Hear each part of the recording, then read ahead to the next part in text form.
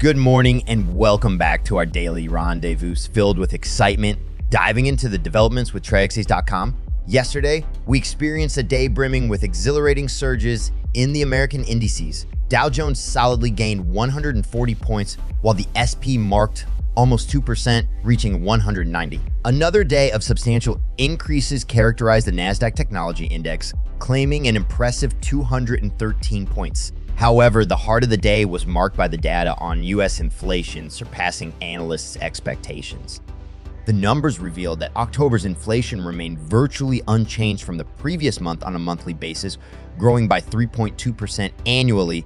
Both figures landed 0.1% below consensus expectations, with the CPI marking the lowest level in over a year, registering a modest 0.2% increase. Excluding oil and fresh food, inflation rose by 0.2% monthly and 4% annually, both lower than the expected 1.1%. These data triggered an immediate surge in the market, starting as early as 2:30 European time.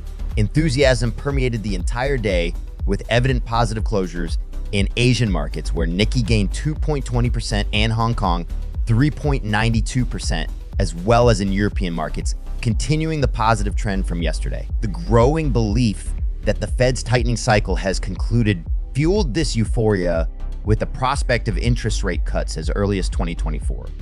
The landscape evolves week by week, and currently the prevailing view among financial market observers is that the tightening cycle is over. Even the Swiss Bank UBS has hypothesized a cut of a whopping 275 basis points in the cost of money in 2024, bringing it to a range between 2.52% and 2.75%.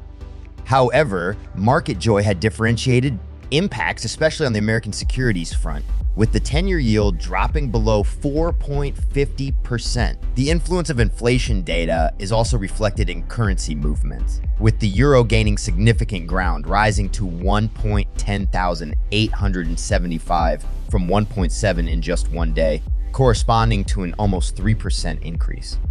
Additionally noteworthy is the quarterly performance of deposit, driving a 2.5% surge in shares yesterday. Today's focus is on Alto, Fisco, and Target, among others in the earnings calendar. On the economic front, positive data emerged on Chinese industrial production and rates, exceeding expectations, while disappointments came from the Chinese real estate sector.